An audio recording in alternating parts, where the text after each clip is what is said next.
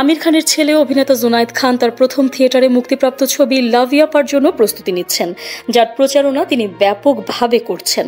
সম্প্রতি এক সাক্ষাৎকারে জুনায়েদ জানান যে তার বোন ইরা খানের বিয়ের পর তার বাবা আমির খান বলেছিলেন যে জুনায়েদ যদি বিয়ে করতে চান তাহলে তার পালিয়ে যাওয়া উচিত।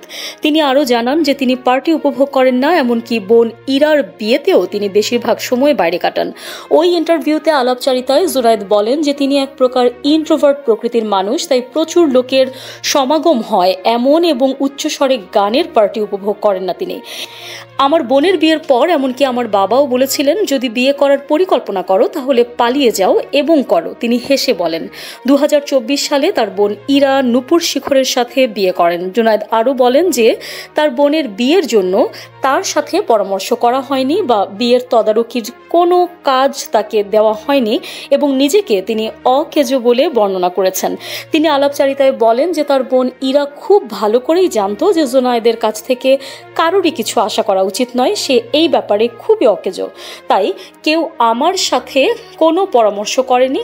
আমাকে কেবল তারিখ এবং সময় বলা হয়েছিল এবং সেখানে পৌঁছাতে বলা হয়েছিল। নিউজ ডেস্ক, সংযুক্ত।